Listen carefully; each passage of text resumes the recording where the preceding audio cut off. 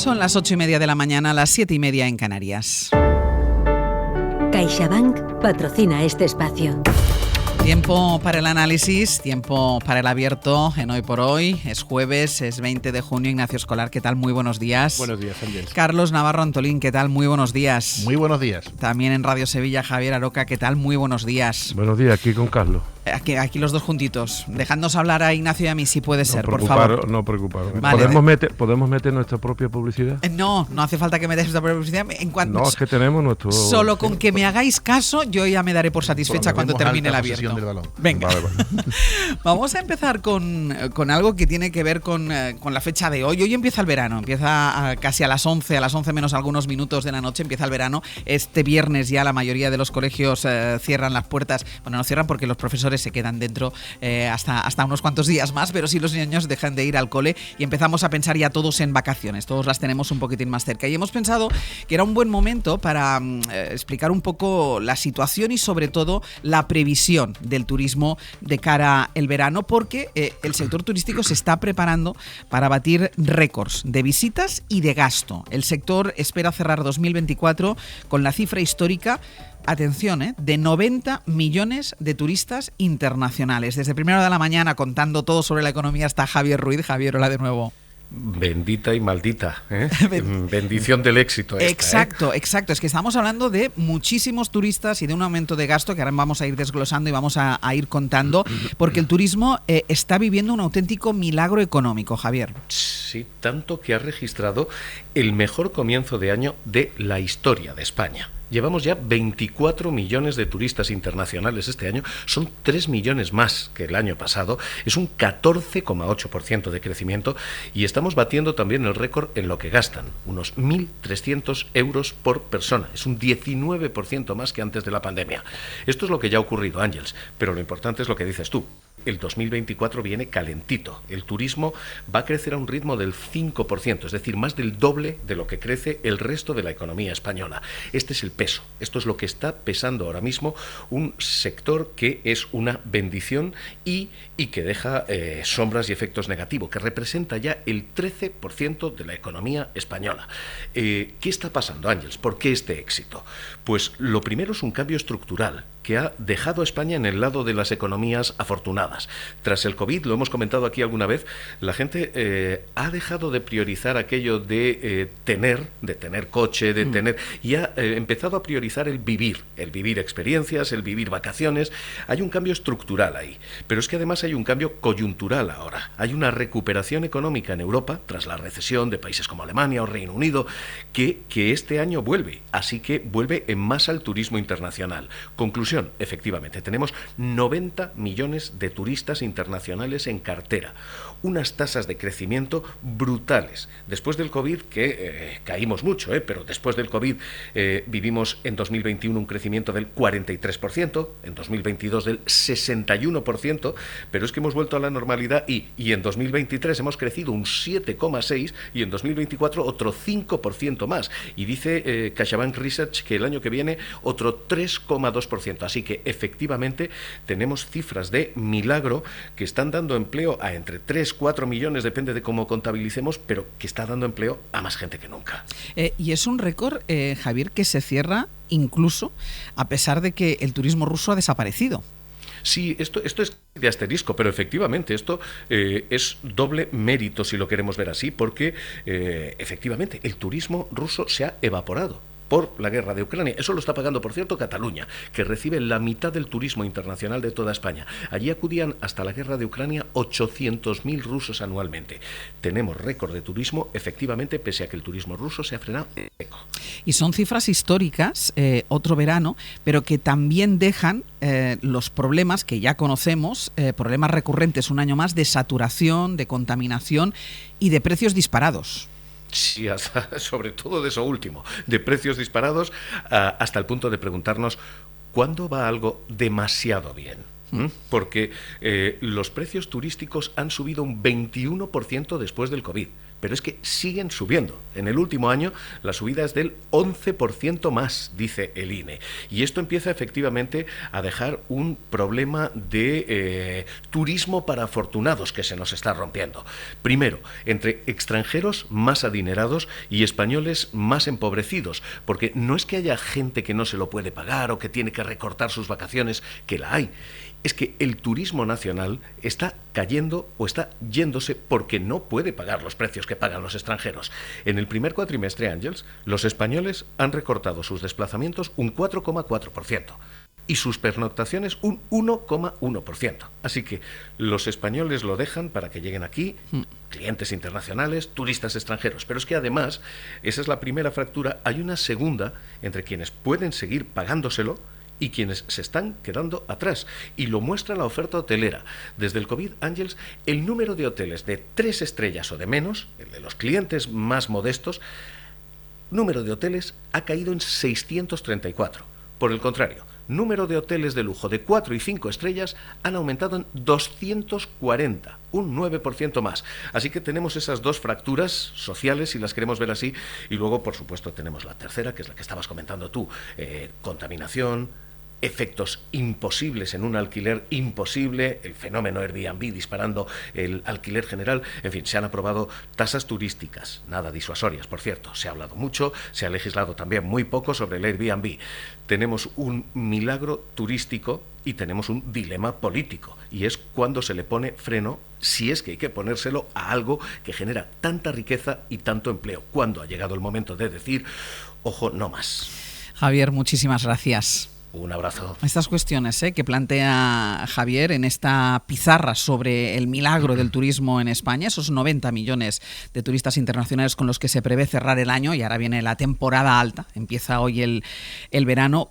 ¿Cuándo hay que decir basta? ¿Cuándo se pone el freno, Aroca, a algo que es verdad que genera tanta riqueza y que permite que los datos económicos de España estén por encima de otros países europeos?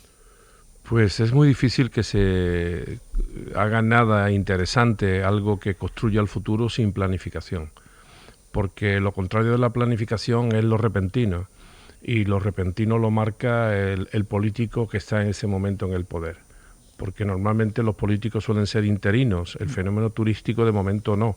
Pero ¿qué es lo que ocurre? Pues que a qué político del nivel que sea estatal, sea autonómico, y del color que sea, o del color que sea, se va a privar hoy de decir que el turismo va estupendamente. No se va a privar. ¿Por qué? Porque es una grandísima noticia, muy positiva. Por tanto, los políticos se apuntan a lo positivo y ninguno se atreve a plantear los temas sobre la planificación turística para el futuro inmediato y para el futuro mediano que hay que hacer en el turismo. No lo hacen, pero no ahora, sino de siempre. Incluso desde mis tiempos en el que, como sabéis, fui responsable de este sector. Aquí se han dado una serie de circunstancias que son muy positivas, ya lo ha dicho Javier con respecto a los datos, ¿no? Pero solamente permitirme algunos apuntes. Primero, cuando se hablaba negativamente que no estuvieran los rusos, no se habla, por ejemplo, de la presencia masiva de británicos, cuando los más agoreros decían que con el Brexit ya no iban a venir los británicos. Bueno, pues aquí están. Además con sus perfiles muy singulares en materia turística. Y después los grandes problemas. Yo los que se han dicho, quiero unir otros, que son muy importantes, y es el reparto de la tarta. Esto da mucho dinero, ya lo hemos dicho, 13% del Producto Interior Bruto, subidas del 5%, 90 millones de turismo, pero ¿y de los trabajadores qué? O sea, seguimos hablando de precariedad laboral, seguimos hablando de bajos salarios, seguimos hablando, por tanto, en muchos aspectos de descualificación, porque claro, el que sabe que solamente va a trabajar 2 meses o 3 y después va a volver a su pueblo, pues no se preocupa, ni sus empresas tampoco, de la cualificación, lo cual va en detrimento de un turismo de más calidad, que es el que nos conviene, en mi opinión. Y después está temas estructurales que están causando y que se están afrontando con mucha timidez, cuando no con desinterés. Me refiero al impacto que está teniendo la turistificación, incluso en el diseño urbanístico de nuestras ciudades, en donde muchos centros se están despoblando, se están convirtiendo en decorados de cartón piedra, en donde lo importante son los turistas, pero los locales se están yendo fuera de la ciudad, fuera de sus barrios, y eso implica también que el tejido de pequeña y mediana empresa que estaba en los barrios, pues también desaparezca, ¿no? Es muy importante todo eso. Y bueno, aparte de lo que se ha dicho, el impacto en políticas públicas como el turismo, la limpieza, la seguridad y cómo llega el dinero luego a esos sectores que suponen un gasto extra, sobre todo para las ciudades y pueblos y zonas que tienen que soportar los mayores índices de ocupación. Claro, dice una cosa, Aroca Ignacio, que me parece importante, por ahí ha empezado su intervención, que es la planificación. Es decir, ante un sector que da los beneficios o ofrece las ganancias que ofrece al país, sin planificación, ¿cómo se gestiona esto? Yo creo que es imposible. Es imposible que una riqueza que tiene España, que es el turismo, no revierta en la ciudadanía y no provoque efectos indeseados si no existe planificación, claro, pero en muchos ámbitos, ¿no? Antes hablaba Javier del tema de la precarización en los salarios. Pues eso es la subida del SMI en muchísimos casos. Creo que nada ha afectado más al salario de muchos trabajadores de la hostelería que precisamente esas subidas del SMI tan fuertes que hemos tenido en estos años y que lamentablemente en muchas ocasiones se lo come otro de los efectos indeseados, no solo, pero sí también del turismo, que es el auge de la vivienda. La vivienda en España no está subiendo solo por el turismo, pero el turismo está afectando al precio de algunos de viviendas en determinadas zonas de las grandes ciudades, que son las más tensionadas por la burbuja inmobiliaria actual. Y ahí hablamos otra vez de planificación y regulación. Hay ayuntamientos que están intentando tomar medidas para evitar esto, para evitar algo básico, que es que no compitan por el mismo recurso el trabajador que tiene que residir que el turista que viene de visita, porque evidentemente va a ganar el turista, que en 15 días puede gastar mucho más de lo que un trabajador se puede permitir viviendo 365. Claro. Y esto, el efecto más exagerado claramente está en las islas, en las Baleares fundamentalmente, pero también ocurre en el centro de las grandes ciudades españolas. Y ahí es de nuevo regulación. Ahí yo creo que es perfectamente compatible que el turismo siga siendo un gran motor de la economía española, algo deseable, con que se planifique para evitar efectos indeseados que lo vuelvan sostenible, porque será insostenible si una parte de la sociedad española lo convierte en un problema vital, por mucha riqueza que genere. Será un problema a largo plazo que hará insostenible esa riqueza que debería ser más repartida también, ¿no? Y luego a mí hay un tema, cada vez que veo estos datos siempre pienso en lo mismo, que somos un gigante, pero que dependemos de algo que no depende de nosotros, que es el clima, y que está cambiando. Para mí es además está cambiando y lo vemos cada verano, no es una cosa que, y este verano lo vamos a volver a ver. Ayer la EMET ya avisó de que este verano va a ser mucho más cálido. Bueno, es que hay que recordar esa famosa frase que dijo un meteorólogo el año pasado, que este es el verano más frío de nuestras vidas, y el siguiente será el más frío de nuestras vidas, de lo que nos queda por vivir, me refiero. Y claro, eso es una amenaza, creo que existencial, a 10 años vista del turismo español, y no me da la impresión de que esté lo suficientemente claro en el debate. Carlos. Sí, el turismo es una de nuestras principales fuentes de riqueza, y el turismo de masa se ha convertido en todo un problema. Tenemos dos retos por delante, que es el conseguir ese ansiado y denominado turismo de calidad, y después la regulación efectivamente es fundamental. Yo miro siempre el caso de Venecia, que va por 3 capítulos por delante, los efectos negativos y en cómo tratar de paliarlos, ¿no? Venecia ha perdido, si no recuerdo mal, 15.000 habitantes en 20 años, ¿no? El centro histórico de Venecia, y ellos van muy por delante. Nosotros estamos empezando ahora a asumir con cierta hondura el debate de cómo regulamos eso, si ponemos o no tasas turísticas, cosa que en Andalucía, por ejemplo, que tiene 8,5 millones de habitantes y es uno de los principales destinos, no existe. Cómo se regula incluso la convivencia urbana, como ha hecho Venecia, prohibiendo un número limitado, poniendo un número limitado de paseantes por las calles, incluso cobrando la tasa para aquellos que visitan la ciudad solamente en el día y se marchan, limitando el uso de bicicleta, prohibiendo el uso de megáfonos, porque el turismo de masas, ojo, que es el problema,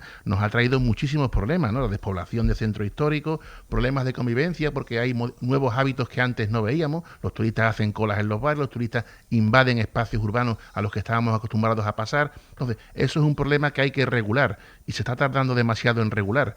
No sé si estaremos ante una burbuja del turismo, porque estamos después de la crisis de la pandemia sanitaria e incluso después también de la económica que fue por delante, viviendo una suerte de escapismo, nada más que queremos estar en la calle y priorizamos el estar en la calle, vivir efectivamente experiencias, estar al aire libre por encima de otro tipo de gastos, ¿no? Y entonces, bueno, pues nuestra principal fuente de riqueza se ha convertido también en un problema muy serio.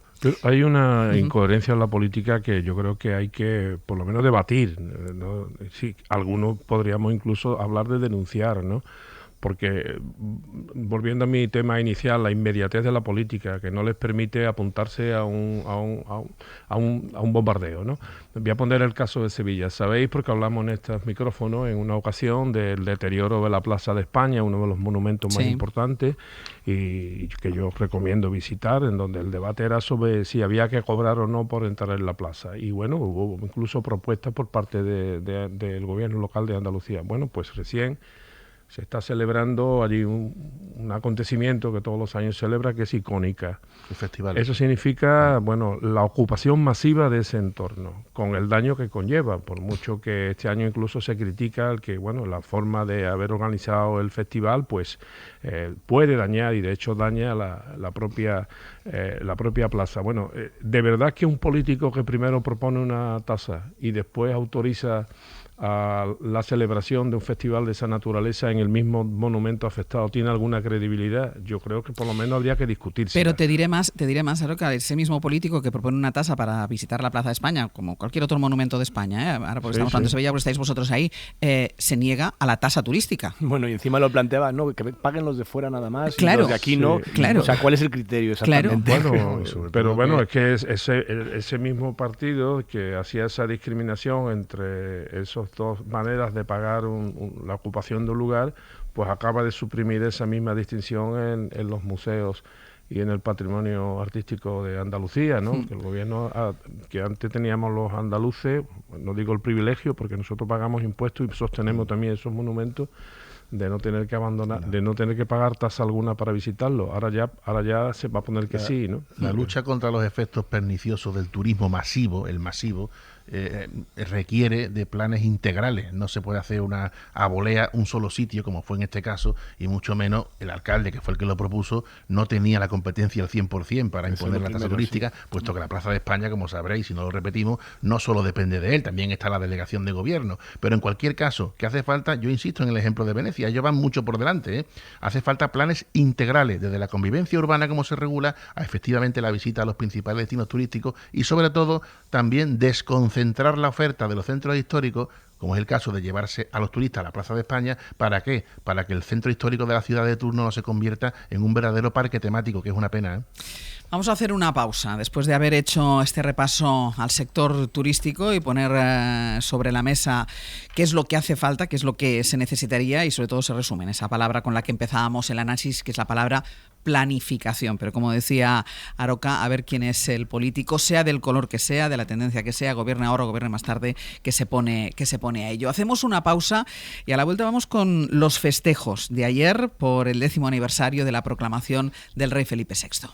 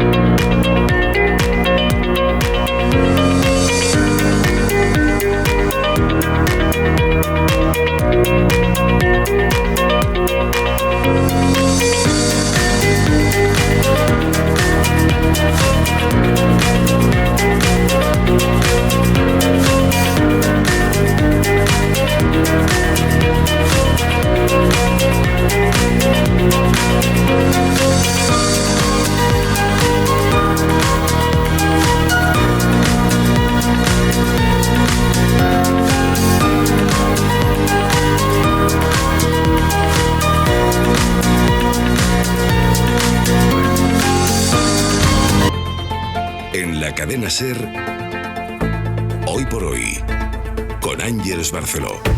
8:51 minutos de la mañana, 7:51 en Canarias. En el abierto, Ignacio Escolar, Carlos Navarro Antolín y Javier Aroca. Estaban ayer todas las miradas puestas en el Palacio Real, en esa celebración del 10º aniversario de la proclamación del rey Felipe VI. Estaban puestas sobre todo por lo poco habituales que son este tipo de festejos. La monarquía española nunca ha celebrado ni aniversarios, ni cumpleaños, ni este tipo de cosas, pero ayer hubo una celebración por todo lo alto y entre todos los festejos hubo un discurso del rey para hacer balance de estos 10 años. María Manjabacas, buenos días. Buenos días. Y lo más destacado de ese discurso es esa referencia que hizo al coste personal que pueda tener su rol institucional, que él vinculaba directamente a la coherencia que debe tener y a su compromiso con la Constitución. Para mí, desde luego, sí, ese fue el corte fundamental. Nosotros decimos corte en la radio, el audio. Sí. El discurso, hay que decir, para situarlo, que tuvo mucho contenido, y lo digo porque otros, la verdad, que no lo tienen, pero en este quiso decir varias cosas. A mí me pareció novedoso, pues eso, que confesara que su hoja de ruta, aparte de la Constitución, que esto sí yo lo he dicho mucho, en la que ahora me detengo, de la que ahora hablamos, es la integridad. Hacer lo correcto. Lo dijo así de sencillo, a pesar de lo difícil que para él ha sido tomar decisiones como quitarle el título a su hermana o renunciar a la herencia del padre. Vamos a lo de siempre, no lo nombra, no, pero está claro el mensaje. Siempre he creído en la importancia de ser coherente con los compromisos asumidos. Esa actitud es la base de la integridad e implica ser fieles a nuestros principios y valores en todas nuestras decisiones y actos, asumiendo incluso el coste personal que ello pueda conllevar. Y luego remarcó muchas veces, Ángels, algo, lo que decíamos al principio, que ya ha dicho mucho, que es un rey constitucional, que a sus valores se ha ceñido y se va a ceñir siempre. Y remarco siempre porque en estos tiempos se le han pedido cosas, por mala fe o por ignorancia, esto lo apunto yo, desde sectores, sobre todo de la extrema derecha, que le plantean que no firme la ley de amnistía, que no puede hacerlo, y que no puede hacerlo por la Constitución. O también le piden que no nombra a un candidato después de unas elecciones como si pudiera elegir, que de hecho varias veces, y también ha sido novedoso al final las rondas de contactos, lo hemos contado mucho aquí, Ángels, él tenía que explicar con otro comunicado por qué había hecho lo que había hecho, que si por costumbre, porque era el que tenía más votos, aunque no tenía más oportunidades. Bueno, aquí en este audio encierra lo que marca como principios de estos 10 años y de los próximos siguientes. Coherencia e integridad son los criterios sobre los que deben basarse siempre los actos de la corona y el ejercicio de las funciones que la Constitución le encomienda a la jefatura del Estado. La corona contribuye así, por su vocación integradora, a la estabilidad de nuestro sistema institucional y a la cohesión de nuestra sociedad. Y esto del final es el alegato, la justificación de lo que se dice tanto, esto lo digo yo, sobre todo en la calle, la corona solo sirve si es útil. Y él responde a esta pregunta, a su justificación, porque da estabilidad. Y bueno, por último, en estos días en los que tanto se mira a la reina, pues en su discurso muy político, tuvo unas palabras de agradecimiento a ella por dar visibilidad a las personas vulnerables y el mensaje para los jóvenes. Tuvo en mente a sus hijas, además lo dijo, que ya han empezado a comprender, dijo, con espíritu crítico, lo complejo que está el mundo. María, muchísimas gracias. Un abrazo a todos, hasta luego. Bueno, Ignacio, yo no sé si todo lo de ayer sirvió para acercar un poco más la monarquía, porque es verdad, y ayer lo comentábamos, no hay encuesta del CIS, no hay encuesta oficial, hay medios de comunicación como el tuyo que sí se hacen encuestas sobre valoración de la monarquía, y al final un poco la sensación que queda ellos en estos 10 años ha intentado el rey la regeneración de la institución. Ahora me decís vosotros si creéis que lo ha conseguido, pero lo que es más difícil de conseguir es el apego a la ciudadanía. Yo es que lo que aparece en casi todas las encuestas en los medios privados, porque como dices, el CIS hace años que no pregunta sobre la figura del rey y la institución monárquica, es que claramente la institución tiene 3 problemas en España. Uno es con los jóvenes. En todas las encuestas te sale que por debajo de 45 años no entienden la figura monárquica ni la institución monárquica. Otro es con la izquierda, donde existe un mayor desapego. Hablo de los votantes, no de los partidos, porque una de las claves de la institución monárquica es el apoyo del Partido Socialista, que en este tema y en muchos otros es el verdadero institucional del Parlamento español, mucho más que en ocasiones la derecha. Y el tercer problema, además de con los votantes de la izquierda, con la sociedad de izquierda o con una parte de ellos, mayoritaria en la izquierda, es con la periferia, con Cataluña y con Euskadi, donde no se olvida allí, y no hablo solamente del mundo independentista, también del constitucionalista catalán, no se olvida ahí el papel que tuvo el rey cuando el 1 de octubre. Yo creo que que el rey en España en muchísimas ocasiones ha evitado solucionar estos problemas. No ha dado los pasos suficientes para solucionar estos problemas con los jóvenes, con la izquierda y con el País Vasco y con Cataluña. Y pongo un ejemplo muy concreto. El rey sí actuó cuando el 1 de octubre catalán. Tuvo un mensaje institucional en cumplimiento de ese artículo de la Constitución que dice que él arbitra y modera el funcionamiento normal de las instituciones. Pero ante la mayor disfunción en el funcionamiento normal de las instituciones que hemos vivido en España en los últimos años, que es que llevemos más de 5 años con el Consejo General del Poder Judicial bloqueado, no se le conoce actuación alguna. Y creo que ese es un ejemplo de libro.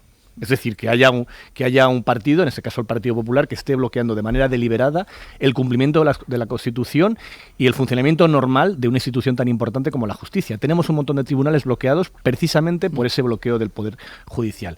Que ante eso el rey no haya actuado de la misma manera que lo hizo en su momento con Cataluña, y aquí una de dos: o no actúas nunca o lo haces siempre, pero no puede ser que ante un problema grave, como lo fue en su momento el tema catalán, actúes, pero ante otro problema grave, pero aquí ya tienes que incomodar a la derecha, no lo hagas. Y creo que debería haberlo hecho. Voy a hacer una pausa, a la vuelta voy con vosotros, con Carlos y con Aroca, para continuar hablando de ese 10º aniversario de la proclamación del rey Felipe VI. Íñigo Sastre, buenos días.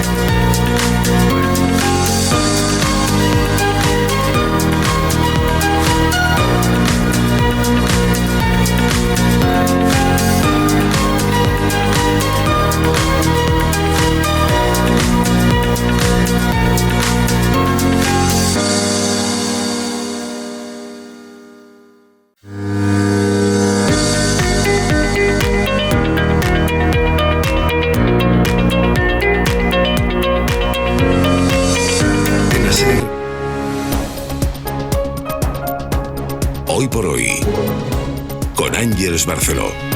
Enseguida analizamos en El Abierto la actualidad política que pasa por la visita de Milei y, entre otras cosas, los tiempos de la negociación en Cataluña, pero hasta ahora es noticia otra investidura, la del Lehendakari Imanol Pradales. Sergio Soto. Las bases han ratificado esta semana el acuerdo entre PNV y Partido Socialista y hoy, en unos minutos, se celebra el pleno en el Parlamento Vasco, una votación que va a ganar Pradales, aunque también se presenta Pello Ochandiano. En el Parlamento está nuestro compañero de Ser Vitoria, David Yurre. Sí, expectación aquí en el Parlamento Vasco que va a designar hoy nuevo lehendakari será el adiós al ciclo que ha liderado Iñigo Urkullu durante 3 legislaturas y 12 años y el inicio a una nueva etapa con la elección del candidato del PNV Imanol Pradales como sexto lehendakari de la democracia. 49 años, es el rostro de la renovación, la gran apuesta del PNV. Saldrá elegido esta tarde en primera votación por mayoría absoluta con los votos de Jeltzales y socialistas que volverán a reeditar el gobierno de coalición. A las 9:30 arranca el pleno, que va a abrir otro candidato al lehendakari en esta sesión, el abertzale Pello Ochandiano. Y esta mañana los compañeros de la SER en Madrid nos cuentan un nuevo caso de comida caducada en una residencia de mayores. En una inspección a este centro público, la residencia Mirasierra, los técnicos se encontraron con salchichas y salchichones que están estropeados, algunos desde hacía 7 meses, y la residencia, la misma empresa, se ha vuelto a hacer con la gestión de este centro. Elena Jiménez. La empresa ha recibido ahora una sanción de algo más de 47.000 euros, pero eso no ha impedido que vuelva a hacerse con el contrato para gestionar este centro. La diputada socialista Lorena Morales reclama al gobierno de Ayuso que estas residencias que están gestionadas por empresas pero que son públicas vuelvan a ser totalmente públicas. Que devuelva esas residencias a la gestión pública directa, porque así se evitaría que empresas que lo mismo te construyen un túnel que atienden o mal atienden a las personas mayores. En la Consejería de Asuntos Sociales aseguran que los productos no se sirvieron y que fueron retirados, y sobre que continúe con la gestión esta empresa se limitan a decir que cumplen con la legislación. El 80% de los ciudadanos de 77 países distintos piden medidas más contundentes para frenar la crisis climática. En España son el 86%. Son datos de un estudio que desarrolla la Universidad de Oxford y que apadrina la ONU. Javier Ruiz Martínez. ¿Qué tal? Buenos días. La encuesta se titula Voto Popular por el Clima 2024 y se ha hecho a 75.000 personas, entre ellas los grupos más difíciles de encuestar en países africanos. El 86% están a favor de que sus países dejen de lado sus diferencias y cooperen en esta materia. El 72% pide un abandono rápido de los combustibles fósiles. Más de la mitad piensan que el cambio climático es algo de lo que tienen que hablar o pensar a diario de forma semanal. El 43% cree que los eventos climáticos extremos fueron peores de lo habitual. España, en este caso, tiene el porcentaje más alto en esta pregunta, con el 73%. Y un apunte de internacional. A 2 semanas de las elecciones en Reino Unido, el diario británico The Telegraph ha publicado una encuesta que vaticina una derrota de los conservadores de tal calibre que el propio primer ministro actual, Rishi Sunak, se quedaría sin escaño. No solo no ganaría el gobierno, según el sondeo, ni siquiera obtendría su asiento en el Parlamento. Sería la primera vez en la historia que esto ocurre. De los deportes, Sampe, 40 veces se han enfrentado Italia y España en toda la historia. Es el duelo más repetido de las Eurocopas y hoy toca la número 41. A partir de las 9 de la noche en Gelsenkirchen, en el Ventis Arena, en el que podemos denominar el gran clásico de Europa. Recuperado Laporte en la selección española, veremos si Luis de la Fuente le incluye en el 11 o repite el del primer partido contra Croacia, una victoria de España o de Italia. Les clasifica para octavos y casi seguro como primeros de grupo. En octavos está ya en Alemania y se puede meter Inglaterra si hoy gana a Dinamarca en el partido que se juega en el Arena de Frankfurt desde las 6 de la tarde. Antes, a las 3, también se disputa el Serbia-Eslovenia. Los 3 partidos de hoy pueden seguirlos en la antena de la cadena SER. Y además, no antes de las 2:30 de la tarde, Carlos Alcaraz disputa los octavos del ATP 500 de Queens contra el británico Jack Draper.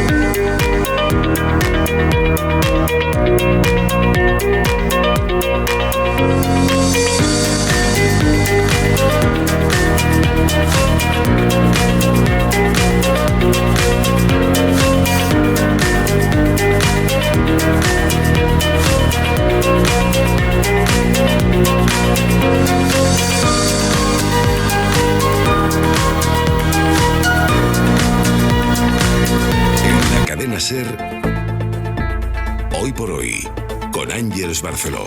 9 y 8 minutos de la mañana, 8 y 8 en Canarias. En el abierto Ignacio Escolar, Carlos Navarro Antolín y Javier Aroca. Estábamos hablando de la celebración ayer de ese 10º aniversario de la proclamación del rey Felipe VI y aprovechando la efeméride y los festejos para hablar, Carlos, del nivel de apego de los ciudadanos a la institución, a la monarquía, 10 años después de la abdicación del rey Juan Carlos y de la proclamación de Felipe VI.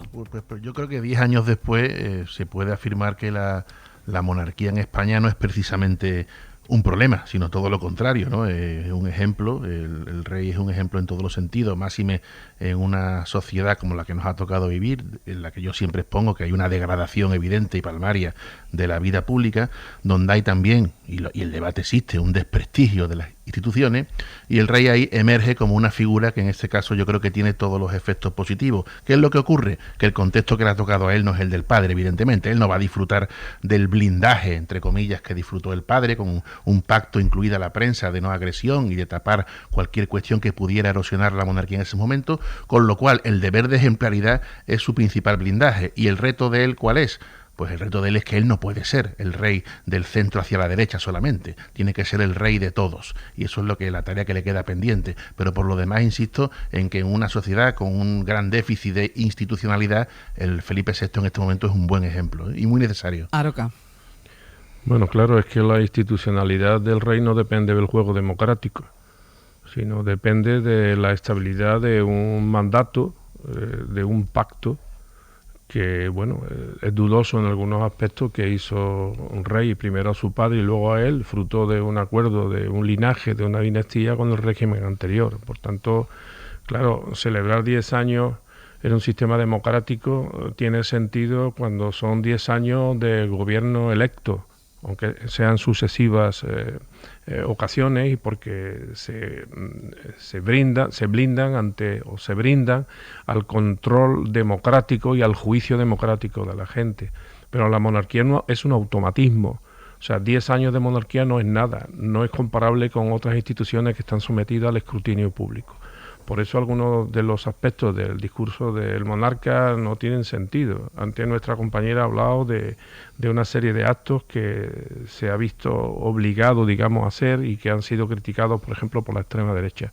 Pero es que los actos obligados del rey en una monarquía constitucional no son explicables.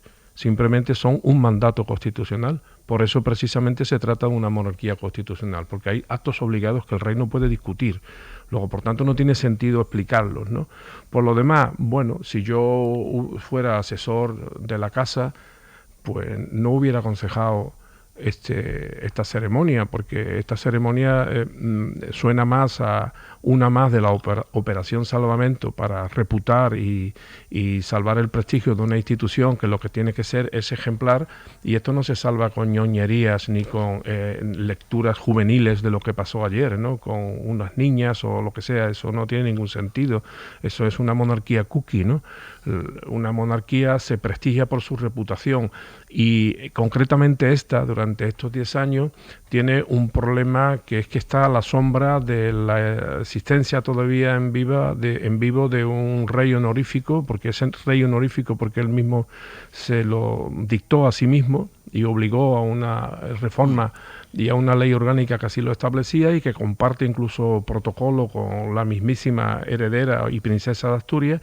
Y por tanto yo no le veo sentido, porque es recordarnos una cosa que es obvia, y para mí y para muchos republicanos con los que comparto ideas, una monarquía, para su pulcritud, lo mejor es que no se note.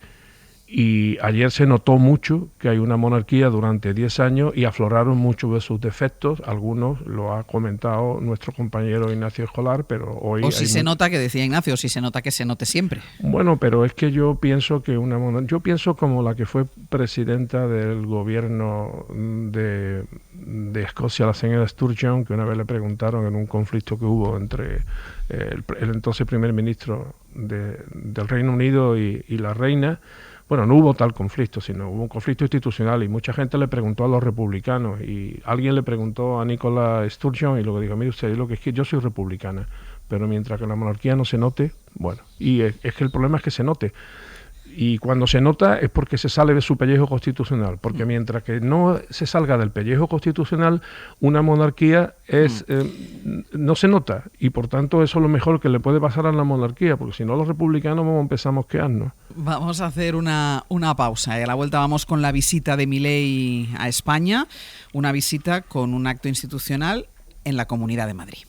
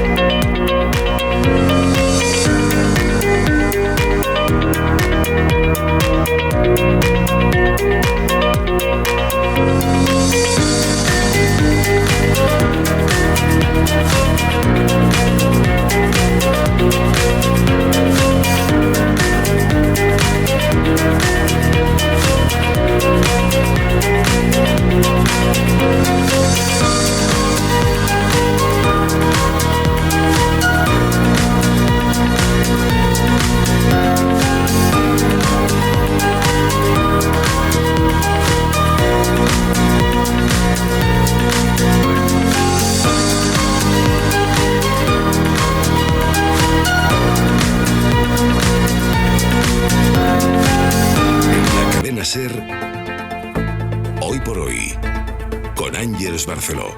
9:17 de la mañana, 8:17 en Canarias. En el Abierto Ignacio Escolar, Carlos Navarro Antolini y Javier Aroca. Vuelve Javier Milei a España, vuelve mañana, después de todo el revuelo, toda la crisis diplomática a raíz del último viaje que hizo a nuestro país, de las declaraciones que sigue haciendo, de los insultos que sigue profiriendo contra el presidente del gobierno. Ayer mismo le volvió a llamar cobarde. Bueno, mañana vuelve a España con un único acto oficial, es visita privada para recibir un premio, pero tiene un acto oficial, y ese acto oficial es precisamente en la Comunidad de Madrid, con Isabel Díaz Ayuso. David Junquera, buenos días. Hola a todos. Porque Ayuso va a condecorar a Milei con la Medalla Internacional de la Comunidad de Madrid. El gobierno solo le pide a Milei respeto, va a garantizar, no puede hacer otra cosa, va a garantizar la seguridad mientras esté aquí, pero ya veremos si el presidente de Argentina sigue echando leña al fuego, porque como decíamos, esta misma semana ha continuado con los insultos contra Pedro Sánchez. Eso es, parece que le ha cogido gusto al tema. Estas son las últimas lindezas que Milei le ha dedicado al presidente Sánchez antes de subirse al avión. El cobarde mandó a todos sus ministros a insultarme. ¿Quién es el cobarde? Sánchez. Todo lo vivido en las últimas semanas no echa para atrás a la Comunidad de Madrid. Su presidenta ha defendido a Milei, ha utilizado sus muletillas en varias ocasiones. Ya sabéis, eso de Madrid es de todos, viva la libertad, carajo. Aunque ayer jugaba al despiste con la posible reunión. Sobre la reunión con el presidente Milei, lo dije también en su último viaje, es bienvenido a la Comunidad de Madrid y cuando tengamos opciones le recibiremos. No terminaba de asomar la patita, de confirmar Sol, pero lo hizo la Casa Rosada. Milei se sentará con Ayuso, recibirá su medalla. Era la posibilidad de pisar moqueta que le quedaba. Será el único parón institucional en su segunda visita a España, en la que, como en la anterior, no pasará por el Congreso, tampoco por Zarzuela, aunque, ojo, esta vez sí solicitó audiencia a la Casa Real, que no la ha metido en agenda, y, por supuesto, mucho menos estará en Moncloa. A pesar de ello, el Gobierno tendrá las deferencias básicas con el líder argentino, podrá aterrizar en Torrejón, sus escoltas estarán habilitados para portar armas y habrá dispositivo de seguridad para protegerle. El Ejecutivo solo ha dicho que espera respeto, aunque Mónica García acaba de calificar así el encuentro con Ayuso en los pasillos del Congreso. Una deslealtad institucional bastante interesante, ¿no? Esto es lo que se dedica la señora Ayuso. Nada nuevo bajo el sol viniendo de la presidenta de la Comunidad de Madrid. La respuesta gubernamental, si hay que darla, será diplomática, dicen fuentes de Moncloa. Desde el PSOE dicen algo más sobre esa pulsión argentina que le ha dado Ayuso. No creo que le haya entrado de repente un amor intenso por el pueblo de Argentina. Creo que lo hace por jorobar. Y me parece que gobernar por jorobar no se merece el pueblo de Madrid. Y es lo que tiene desde hace tiempo. Era Patxi López también a las puertas del hemiciclo. Desde Génova, donde criticaron a Milei por sus andanzas en su primera visita, ahora evitan valorar qué les parece que Ayuso le ponga a Milei esa alfombra roja, aunque sí subrayan una cosa, Ángels, que no se va a ver con Alberto Núñez Feijóo. Junquera, gracias. A vosotros. Lo hace por jorobar, dice Patxi López. Carlos, no sé si lo hace por jorobar, pero en cualquier caso es curioso, ¿no? Que el único acto institucional que tenga sea con la presidenta de la Comunidad de Madrid. Yo me he reído con Patxi López porque no se puede perder el sentido del humor, ¿no? Claro, por jorobar, claro, como el ministro Puente le acusó de drogarse y eso que era mandarle un ramo de flores. Ángel, estamos en una situación que está cargada de anomalías por un lado y por otro, ¿no? Es profundamente anómalo aquellas declaraciones desafortunadísimas del ministro Puente. Fue terrible la reacción primero del responsable del gabinete de Milei, después del propio Milei. Se presentó en España, cargó contra España asuntos internos y de la familia del presidente del gobierno. Eso no lo puede hacer un dirigente. ¿Sí?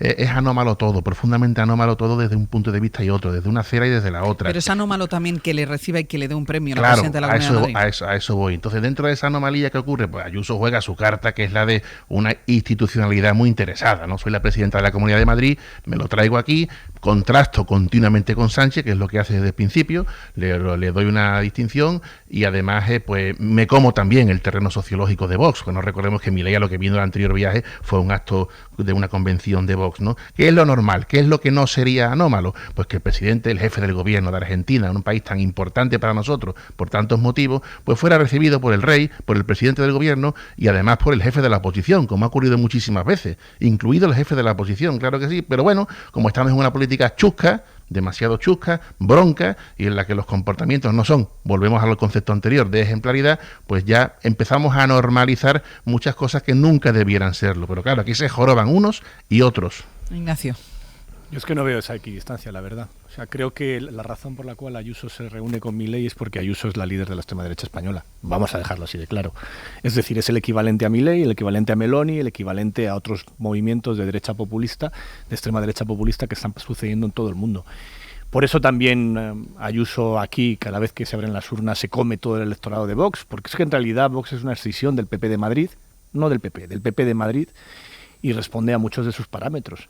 Cuando escuchas a Ayuso hablar del cambio climático o de esa supuesta libertad que consiste, no sé qué libertad es, yo veo Telemadrid y no entiendo cuál es la libertad de Ayuso. Desde luego la libertad de prensa no es, porque a nosotros en el diario.es nos querían triturar con esa libertad de prensa. Es una libertad, es un concepto de libertad carajo que poco tiene que ver con el liberalismo clásico que en teoría pregona el centro derecha español. A mí no se me parece en nada. En nada. Y creo que es bastante sintomático que algo que el rey ha sido prudente en no hacer, que es no reunirse con Milei. Que se lo ha pedido. Que se lo ha pedido y que el rey ha descartado hacer y que creo que ha hecho bien en estas circunstancias. Sería un gesto incomprensible por parte de la corona, pues lo haga la líder de la presidenta de Madrid, la líder del PP de Madrid y presidenta de Madrid, y líder de la extrema derecha española, en mi opinión, por los discursos que utiliza habitualmente, por la manera de tratar a la oposición, por la manera de enfrentarse a la crisis de la COVID, por la manera de calificar de comunismo la crisis climática. Esos son los ejes en los que funciona la extrema derecha populista en todo el mundo. Trump en Estados Unidos, Meloni en Italia y Milei en Argentina, cada uno con sus gestos locales particulares. Pero no es muy diferente. Está dentro del Partido Popular. No creo que el Partido Popular sea una organización de extrema derecha, pero en el caso concreto de Isabel Díaz Ayuso y de sus discursos, sí lo es. Y por eso se entiende también con Milei. Aroca. Bueno, yo creo que yo no me quiero olvidar de una variable en todo esto, y la variable es la República Argentina.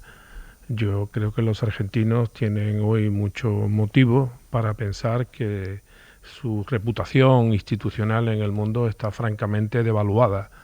La presencia de Milei en los términos en los que se plantea esta y la anterior condena a la República Argentina a la gandinga, al sótano institucional y democrático del mundo. Está en lo peor. O sea, no se puede visitar un país, en este caso hermano, dicen, o hermana, en esas condiciones, que fundamentalmente perjudica, vuelvo a insistir, a la presencia en el mundo de la República Argentina, de los argentinos y de lo que representan, económica, cultural, socialmente, en todos los aspectos. Después, ¿por qué viene a Madrid? Pues viene a Madrid porque Madrid desde hace ya unos años es el parque temático de la extrema derecha. Aquí viene todo el mundo, o sea, todo el que se sienta extremista de derecha viene aquí, tanto en el ámbito económico como en el ámbito político, por cierto también en el ámbito religioso. Cuando hay un extremista religioso de derecha que combate, por ejemplo, el papado de Francisco, a donde vienes a Madrid. O sea, Madrid es el parque temático de todo esto. Y bueno, después está, y ya no esto es solamente de la autoría de la señora Díaz Ayuso, sino de otros de sus correligionarios. Madrid es que nos acaba de dar una buena en estas relaciones fake internacionales que mantiene con el mundo. No me voy a referir solo al señor Milei. Bueno, le dio casi tratamiento de Estado a Juan Guaidó, por ejemplo. Guaidó, por ejemplo, y también se lo dio hasta Putin, al que le dio una medalla, o sea, de olfato y de internacional no tiene. Ese camino propio que trata de tener Madrid como ciudad-estado independiente de la política internacional del reino es un error, pero es un error además porque no acierta. Y después, como conclusión, con respecto a lo que hacen las instituciones democráticas españolas, yo contestaría con el silencio. Hay el silencio maestrante que se da aquí en mi tierra, un silencio que es muy elocuente, porque es un silencio que sin decir nada lo dice todo. Por tanto, yo recomendaría a los espontáneos, que hay muchos, incluso dentro del propio gobierno, que se abstengan, que guarden un silencio maestrante, que es la mejor respuesta ante un tirano como el que nos visita. Por añadir al contexto, está previsto en este viaje a Europa de Javier Milei un encuentro con Olaf Scholz, con el canciller alemán, que ha cancelado también el máximo representante de la política alemana, ha cancelado por los insultos precisamente que ha proferido contra Pedro Sánchez. Lo que yo no sé, y eso me llevará a hablar ahora de la renovación del Consejo General del Poder Judicial y a ver quién marca el discurso y quién marca la estrategia del PP ahí, lo que yo no sé, Ignacio, es si esta deslealtad institucional de Ayuso incomoda a Feijóo.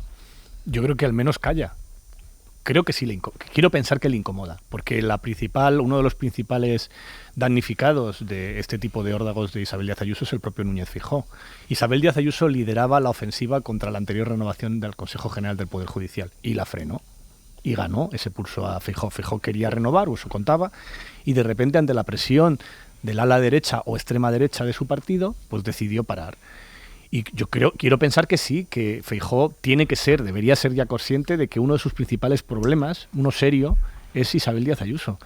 No solo porque aspire a su silla, que eso es evidente que es así, sino también porque esto que funciona en Isabel Díaz Ayuso, en Madrid, en la prensa de Madrid, en la sociedad, en los barrios bien de Madrid, no funciona en toda España. No se entiende en toda España. Yo quiero pensar que la mayoría, por ejemplo, de la sociedad española, también la parte conservadora, está en contra del genocidio en Palestina, en Gaza. Ayuso no. Ayuso, el día en que el gobierno decide reconocer a Palestina, lanza un comunicado diciendo que Madrid no va a romper relaciones con Israel, como si Madrid tuviese relaciones, o sea, en fin, si esto lo hace Cataluña les llamaríamos independentistas, ¿no? Pero esta idea de Ayuso como jefa de Estado del Reino de Madrid, pues tiene mal encaje, ¿no? Y volviendo al tema de Feijóo debería ser consciente, porque esto le mueve muchísimo la silla, le complica muchísimo la entrada en la Moncloa, y todo esto es la razón por la cual no fue presidente del gobierno el 23 de julio del año pasado, ¿no? La razón por la cual de verdad no ganó las elecciones, aunque fuese el partido más votado, porque ante esta España que representa Ayuso, pues hay una reacción mayoritaria de la sociedad española en el resto de España. Decía que esto me llevaba a hablar de la renovación del Consejo General del Poder Judicial, porque Ayuso no solo va a intentar aprovechar la fotografía con Milei, sino que también le sigue diciendo o le sigue marcando a Alberto Núñez Feijóo lo que tiene que hacer al frente de la oposición, y lo ha hecho ahora con la renovación del Consejo General del Poder Judicial. Mariela Rubiola. Hola de nuevo, Ángeles. Porque claro, ayer Feijóo decía que él iba a intentar negociar con el PSOE, de hecho no se cerraba, quizá yo creo que fue más abierto de lo que lo hemos escuchado en los últimos tiempos, pero Ayuso advierte de que se van a arrepentir si lo hacen en los términos que propone Pedro Sánchez. El ultimátum del presidente, recordemos, acaba la semana que viene, Mariela.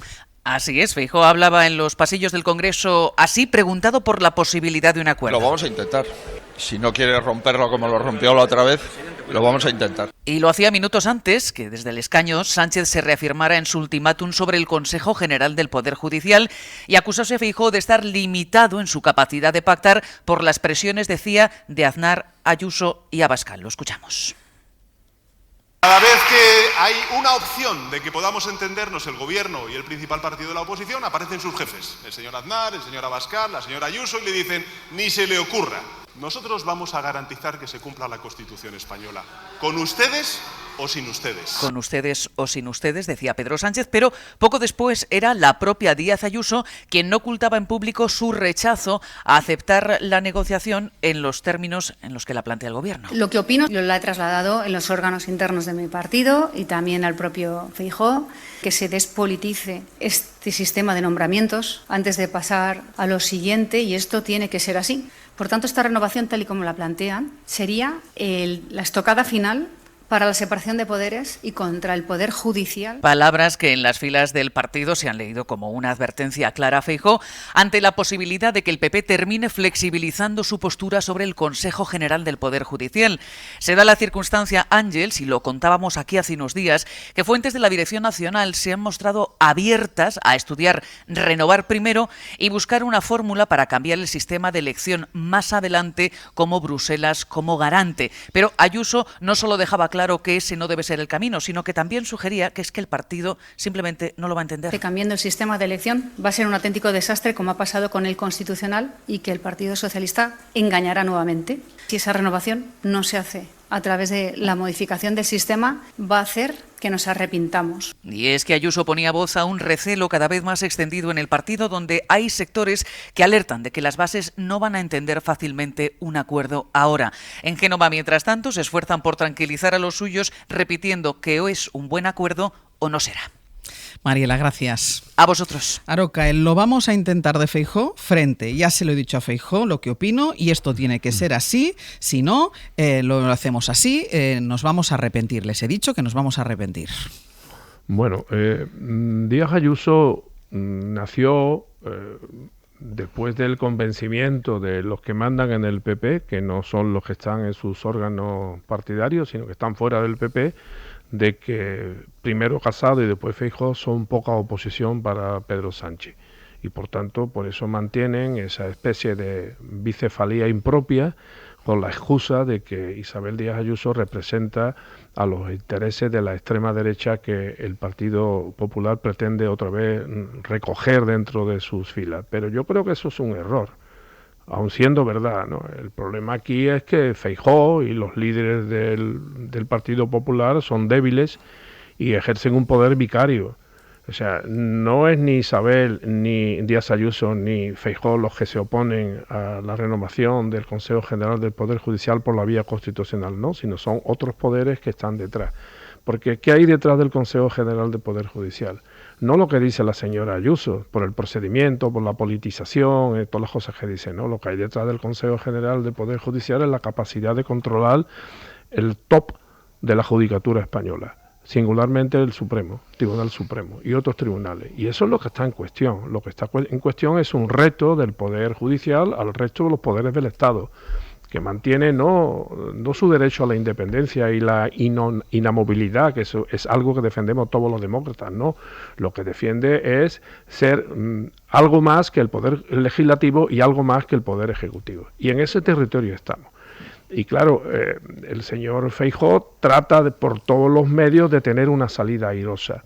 Primero involucró a la Comisión de Venecia, después involucró a un comisario, incluso a la propia institución de la comisión, que no tiene facultades ni competencias legales para esto, como mediadora. Eso tampoco le ha salido bien. Pero al final los hechos son tosudos. Y los hechos consisten en afirmar de que el Partido Popular reiteradamente no cumple la Constitución. ¿Hasta cuándo es eso soportable? Pues yo creo que hasta poco. Y por tanto tiene que salirse de esa trampa. Y tiene que ceder. Y que ceder no es tal cesión, es simplemente cumplir la Constitución. Y para eso ahora de nuevo dice, bueno, podemos pactar, pero de la mano de la Comisión, de la mano de Bruselas. Es decir, primero quisieron que la Unión Europea hiciera el papel que le corresponde a ellos, porque son un partido constitucionalista, como ellos dicen, y ahora encima quiere que le paguen el maquillaje. Carlos. Bueno, respecto a Ayuso, yo creo que ya sigue jugando continuamente su carta de ser una figura principal en la política nacional desde la presidencia de Madrid, y en eso tiene que confrontar constantemente con el presidente Sánchez y con su equipo de gobierno, ¿no? Y eso pues tiene que lidiarlo como le ha ocurrido a otros presidentes del PP anteriormente, cuando no estaban en la Moncloa y tenían los denominados varones, ¿no? Ayuso juega con la certeza de que todavía mantiene el comodín del público, y esa es su gran fuerza, ¿no? Ya demostró cuánta fuerza tenía para derrocar a un presidente nacional, y veremos si la sigue manteniendo o no, pero ella desde luego por los pasos que da está convencida. Respecto al Poder Judicial, yo creo que este tipo de acuerdo pues necesita un clima adecuado, y ahora, cuando pasan ya 4 elecciones, yo me reitero en lo que dije en el abierto de la semana pasada, ¿no? Ahora sí se dan las circunstancias para que haya un acuerdo, y yo creo que lo habrá. ¿Cuándo lo habrá? Lo habrá. Pues yo calculo que antes de mitad de agosto. ¿Por qué? Porque en agosto empezará otra vez la barrila de la falta de gobierno en Cataluña, era más que probable o previsible. ¿Pero lo tuyo es un pálpito o es información? Las dos cosas. Las dos cosas, como dije la semana pasada. Yo creo que esta vez sí hay predisposición, y sobre todo, ¿por qué? Porque ya hasta los dos principales partidos, esto ya creo que ya les supera. O sea, los juzgados tienen verdaderos problemas por esta falta de acuerdo, y lo está pagando el ciudadano. Y yo creo que esto ya empieza a quemarles las manos a los dos. Y entonces, ahora sí, con 4 elecciones por delante, no. Y después del precedente de 2022, que lo recordamos la semana pasada, cuando estuvo a punto de haber el acuerdo y a las 48 horas saltó la modificación a la Carta del Código Penal para eliminar la sedición y cambiar la malversación, ahí el PP, insisto, hubiera quedado como la chata. Pero ya ha pasado 2 años, han pasado las 4 elecciones que han marcado el primer semestre de este año, y ahora se dan las circunstancias y se deben dar. Ignacio. Yo creo que también... Espera, Roca, que había pedido la palabra Ignacio, que no había hablado, y ahora voy contigo. Siento discrepar, pero esta idea de que los dos son culpables por igual y que... No, culpable no, que les pesa ya, que les pesa a los dos. Pero uno es gobierno, lógicamente, Ignacio, y entonces tiene un problema. Claro. No habla de culpa, que ¿quién tiene la culpa, Ignacio. entonces? Porque creo que es bastante evidente quién tiene la culpa. Tú dices que el contexto no es adecuado y que ahora lo puede ser. Yo quiero recordar que siempre que gobierna el Partido Popular, el Consejo General del Poder Judicial se renueva en tiempo y forma, porque el Partido Socialista nunca, en la historia democrática, nunca ha hecho esto. Bueno. Y el Partido Popular, siempre que pasa a la oposición, y esto es un dato estadístico, el 100%, siempre que pasa a la oposición, bloquea el Consejo General del Poder Judicial, durante años. La anterior ocasión fueron 2, ahora vamos ya en el 6º. Y quiero recordar otro dato más. Cuando Ayuso o Feijóo dicen que esto es controlar a los jueces, la independencia de los jueces, manejar el Constitucional se ha renovado con la misma ley que está en vigor desde los 80. No ha cambiado la ley, no ha habido ningún cambio. Y el actual incumplimiento del Partido Popular es a la ley que aprobó Alberto Ruiz Gallardón, por mayoría absoluta y sin consultar a nadie, ¿eh? O sea, el PP hizo la ley, una ley que está en la línea de la tradición de los últimos 40 años, es decir, que es el Parlamento de donde emana la soberanía popular y de donde emana la justicia también, es decir, la justicia no sale del aire ni de una oposición, sale de las Cortes Generales también, su legitimidad. no su aplicación, su legitimidad. Y que, por tanto, basta leer el preámbulo que aprobó Gallardón de la ley actual, se explica claramente que el sistema de elección de los vocales del Consejo es este. Esta es la ley que está incumpliendo el Partido Popular. No puede ser que el Partido Popular, las leyes solo valgan cuando le benefician a él. Cuando tiene mayoría, entonces sí. Entonces los poderes del Parlamento, los poderes del Congreso, los poderes del presidente son X. Cuando no gobierna, no, eso no vale.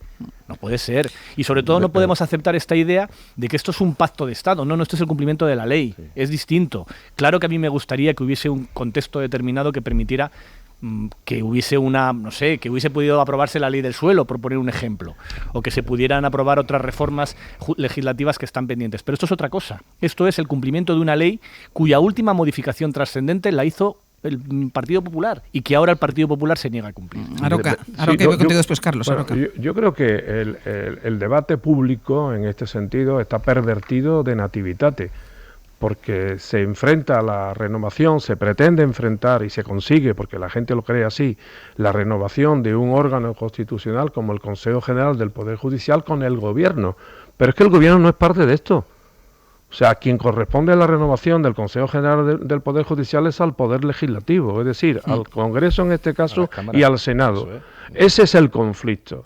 Y ahí es donde está la gran perversión del bloqueo antidemocrático y anticonstitucional del Partido Popular, que utiliza una competencia que tiene en las cámaras para confrontar con el Gobierno, que no tiene la responsabilidad ni tiene ningún papel en la renovación del Consejo General del Poder Judicial. Y voy a lo que decía antes Carlos. No, Carlos decía, no es el momento es siempre. O sea, siempre es el momento de cumplir la Constitución. Y si no la ha cumplido antes, porque no ha querido y porque forma parte de su estrategia y de la estrategia que le están imponiendo poderes externos al propio Partido Popular, singularmente algunos caimanes del Poder Judicial. Y digo una cosa, ¿cuál es el cambio? Pues el cambio, algún mérito hay que atribuirle al Gobierno.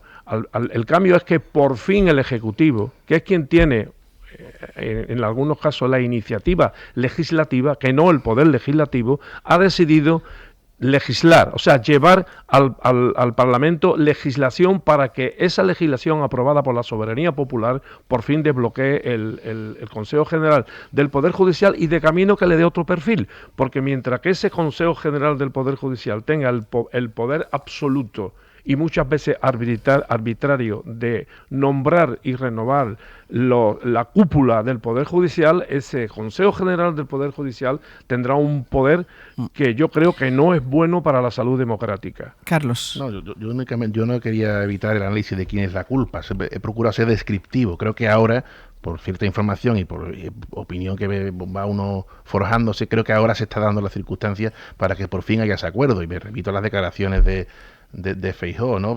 Siempre antes se había renovado el Poder Judicial, claro, pero es que nunca antes se había, por ejemplo, modificado un código penal a la carta, nunca Esto antes. No es cierto. Nunca antes a la carta y con un tío que se fue en un maletero y que hay... No, por favor, las circunstancias actuales son radicalmente distintas, o al menos, cuando menos, el contexto es bastante distinto.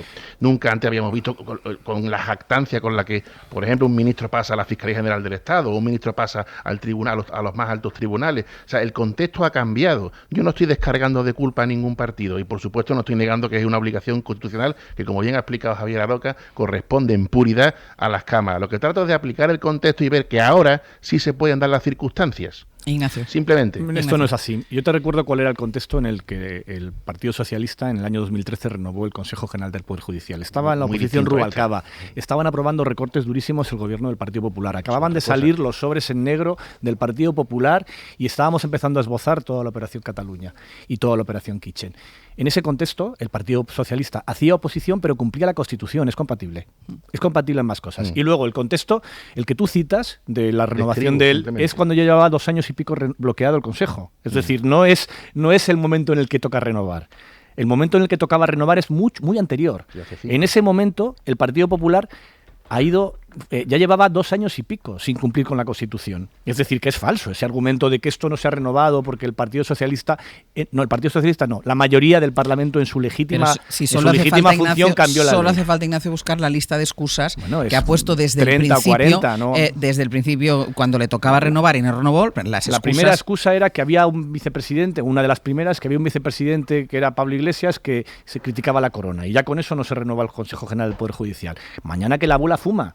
Pero la realidad es que siempre, y esto es un dato estadístico, insisto, siempre que el Partido Popular le ha tocado y no le interesaba, la ha bloqueado. Ya llevamos 3 ocasiones. Entre todas las ocasiones en las que se ha bloqueado el Consejo, va una década, que se dice pronto, casi una década, de Consejo General del Poder Judicial en funciones. Pero no podemos hablar del contexto, porque esto es comprar un marco que es falso, que es el marco propagandístico del Partido Popular. No, solamente un matiz, porque escuchando antes a la señora presidenta de la Comunidad de Madrid, que entre otras cosas argumentaba que no se podía politizar la renovación del Consejo General del Poder Judicial, yo diré una cosa. ¿Estaría de acuerdo toda la ciudadanía del Estado en que ningún partido pueda bloquear la renovación del Consejo? Yo creo que sí. Luego, por tanto, lo que hay que hacer en el ejercicio de la soberanía legislativa que tiene el Parlamento, legislar para que en el futuro ningún partido, ni el PP, que es el que lo ha hecho siempre, pero ningún otro pueda tener la tentación de bloquear la renovación del Consejo General del Poder Judicial. Y eso solamente se hace de una manera, mediante el poder que tiene el Parlamento, es decir, el poder legislativo que deriva de la voluntad popular de los españoles expresada libremente en unas elecciones. Venga, dejadme los últimos minutos del abierto para 2 cosas. La primera es Cataluña, porque se juega a repetir o no las elecciones en los próximos 67 días. Lo que pase en este tiempo, en estos 67 días, va a ser clave. De momento ningún candidato quiere presentarse ahora al debate de investidura. Ayer se lo dijeron al presidente del Parlament, a Josep Rull, en la ronda de consultas. Salvador Illa pide también tiempo para poder cerrar un acuerdo de progreso, un acuerdo con Esquerra y con los comunes. En este sentido, dice Salvador Illa que es optimista, cree que puede hacerlo en este margen que hay. Radio Barcelona, Laura Pons, buen día. Hola, ¿qué tal? Buen día. Y Junts dice lo mismo, que también quiere tiempo. Puigdemont sigue empeñado en decir que él tiene posibilidades, aunque a él la suma no le da en ningún caso. Sí, tanto Salvador Illa como Albert Batet de Junts piden tiempo. Los dos partidos se muestran convencidos de que pueden articular una mayoría para la investidura. Apelando a la mayoría progresista que existe en el Parlamento de Cataluña y que necesito más tiempo para armar esta majoria progressista. En el context d'una majoria simple tenim opcions, però això encara demana temps. La clave la tendrá Esquerra Republicana, que de momento no da un portazo a las negociaciones con Junts, aunque fuentes de los republicanos admiten que solo hay una investidura posible, que es la de Salvador Illa. De hecho, para que Puigdemont llegue a la Generalitat necesita la abstención del PSC, algo que Illa ya descarta. En ningún caso mi grupo se va a abstener o va a votar a favor de ningún otro candidato. Y por ello los republicanos piden a los socialistas que se tomen en serio las negociaciones que pilotarán sobre la financiación singular. Una financiación que Esquerra quiere que sea fuera del régimen común, mientras que el PSC apuesta por un consorcio tributario. Esta será la clave, la fórmula que encuentren a mitad del camino entre estas dos propuestas, la del PSC y la de Esquerra, una fórmula que después tendrán que aprobar las bases de los republicanos, que ahora también viven una batalla entre Rovira y Junqueras por el liderazgo del partido Àngels. Sin candidato, pero Laura, la semana que viene se va a celebrar un pleno para que empiece a contar el reloj electoral. Los partidos tienen hasta el 26 de agosto para llegar a un acuerdo. Si no, las elecciones van a ser el 13 de octubre, pero serán ese día, si es que hay que repetirlas, porque el presidente del Parlamento movió la fecha del pleno de la semana que viene, porque esa no era la fecha que tocaba. Sí, la no investidura o el pleno que tenía que poner en marcha el reloj de la repetición electoral tenía que ser el martes, pero Josep Rull decidió agendar este acto equivalente un día más tarde de lo que había previsto. En lugar del día 25 será el día 26, y esto tiene una implicación directa con la fecha de una hipotética repetición electoral, y es que con este cambio las elecciones en octubre caerían en domingo 13. De lo contrario, sin el cambio, se podrían celebrar el día antes, el sábado 12 de octubre, Día de la Hispanidad, algo que no le gustaba al presidente del Parlament. Ahora tocan 2 meses de negociaciones, por ello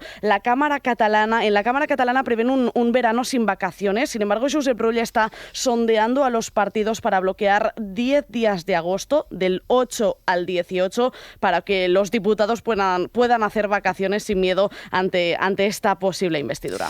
Laura, gracias. A vosotros. Tienen 67 días los candidatos Salvador Illa y Carles Puigdemont para recabar los apoyos suficientes para poder ir a esa investidura. Si no, habrá que repetir elecciones en Cataluña. En muy poco tiempo los catalanes han votado 2 veces. Las 2 veces le han dado, no la mayoría, pero sí le han dado la victoria al Partido Socialista. Primero en las elecciones catalanas, una victoria reforzada después en las elecciones europeas.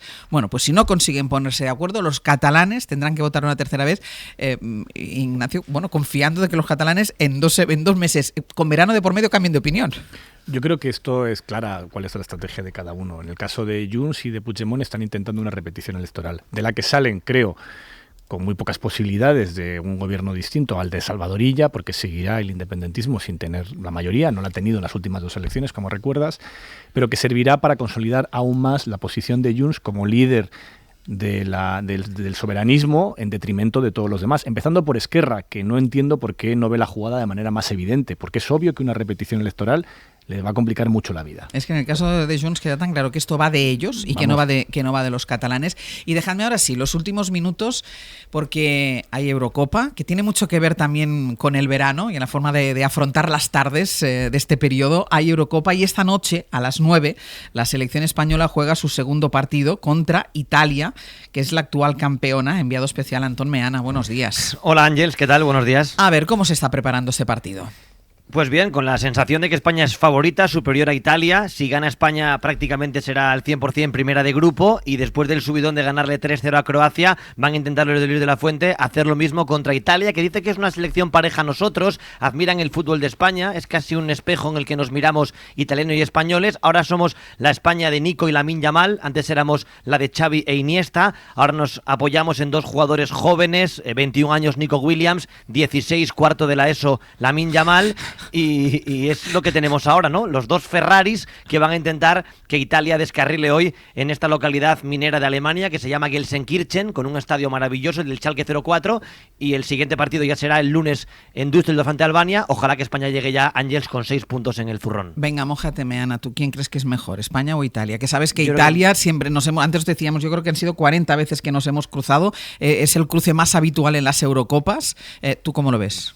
Yo creo que es mejor España ahora mismo. Desde 2008 nos hemos cruzado en todas las Eurocopas y las últimas han ido mejor para ellos. Perdimos en París en el 16, perdimos en Wembley en el 21, pero yo veo muy bien a este equipo, totalmente desinhibidos, y yo creo que España va a ganar hoy, no sé, 2-0, 3-1, y que va a ser una buena noche de fútbol. Te he pedido que te mojaras, pero no tanto, ¿eh? Bueno, ya sabes que me gusta mojarme, y más si me lo pides tú, así que yo me arrimo y si fallo, pues ya pido perdón. Sí, ya está clasificada es Alemania, ¿no?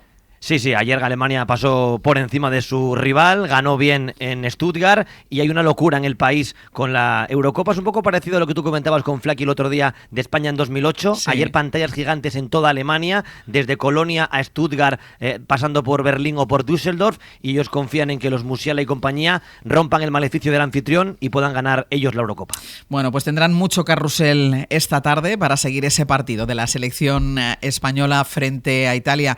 Meana, a ver si mañana tenemos que volver a hablar, tanto para lo bueno como para lo malo, que tú te has mojado y esto ha quedado grabado, ¿eh? Esperemos que para lo bueno, Hasta luego.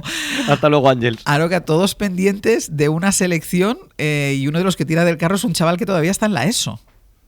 Bueno, es el signo de los nuevos tiempos. Los jóvenes se abren paso, y no solamente en la selección, sino en muchos equipos, en donde hay jóvenes con menos de 20 años que están demostrando unas virtudes y unas habilidades en un deporte tan masivamente seguida que bueno, hace que pensemos en una regeneración de edades, ¿no? Pero a mí este muchacho al que te has referido me gusta mucho, entre otras cosas, y eso que está siendo en ese aspecto muy trivializado por algunos medios de comunicación y por algunos periodistas, de que no se olvida que es un estudiante. Sí. Y que tiene que aprobar unas notas y que tiene un futuro aparte del fútbol. Eso es lo que más me fascina, y ya solamente por eso soy partidario de Lamine. De Lamine Yamal. Aunque luego en el resto de las cosas no me gusta la meteorología. Yo no sé lo que va a pasar. A mí lo que me gusta es el fútbol. Espero que jueguen bien. Que veamos... Porque las pablas de pasiones, mi única, ya lo sabéis, es el Real Betis Balompié. Que veamos un buen partido, que veamos buen fútbol en este y en otros partidos de la Eurocopa. Una pausa y seguimos.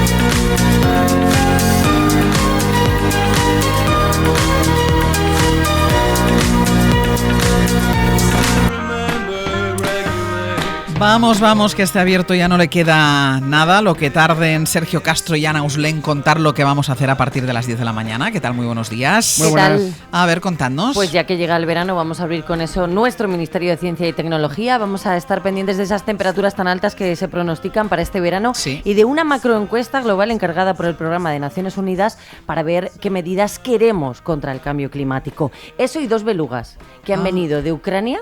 Como yo me acuerdo de una canción de la Foca Marisol, pues han venido de Ucrania en avión a vivir al Oceanographic de Valencia. Dos belugas en avión. Sí. ¿Vendrán en business, sentadas en una butaca? No lo sé, no sé cómo las han debido traer, será curioso. Y ahora me va a decir Brian en la bodega, en unas piscinas enormes. Claro, ya me imaginaba, Brian, que no venían sentadas en business. En taxi viene, sobre las 10:30 Pilar Castro, la actriz que es hoy nuestra nueva amiga Alegre. Vendrá con Luis Alegre, que va a estar en estos estudios. Y también va a estar aquí hoy Lola Pons, porque tenemos clase de lengua. Un tema interesante que nos abre un poco el prisma del cine, porque hablaremos de la descripción, en concreto del lenguaje de la autodescripción. lo que en el caso de las personas ciegas les sirve, cuando no se habla en películas, series o documentales, saber qué está pasando o qué están sintiendo los protagonistas de esas películas. Vale. Y luego en el cine, como bien me ha hecho ya la entradilla Sergio, vamos a hablar de una película que nos cambió la forma de entender nuestras emociones, por lo menos de imaginarnos cómo, por ejemplo, en la cabeza de Sergio hay un muñequito que es la alegría, otro que es la ira. Vamos a hablar de Del Revés, la película de Pixar, porque llega a su segunda parte, y otro estreno que yo juraría le gustará a Mbappé. ¿Cuál? Los Indeseables, una película francesa. ¿Y tú crees que le gustará a Mbappé? Sí, a riesgo. Luego Venga. que nos lo diga Ocaña. Venga. Te da su nariz, ¿no? Que le va a gustar la película. Bueno, y vamos a cerrar el programa con Ardiente, con Ainhoa Gorrigoitia. Vamos a echarle muchos huevos, eso tiene que ser así hoy. Revueltos, fritos, cocidos, con todo tipo de maridajes hoy. Hay unos huevos fritos, qué buenos ahora. En todo momento. ¿A que sí, Ignacio? Completamente Ahora de acuerdo. mismo para desayunar, qué buenos. Pues huevos hoy en Al Dente, le vamos a echar huevos, como dice, pero no solo al dente, le vamos a echar huevos desde ahora y hasta las 12:20 de la mañana. Ignacio Escolar, Carlos Navarro Antolín, Javier Aroca, hasta la semana que viene. Hasta luego. Adiós, buenos días. Adiós.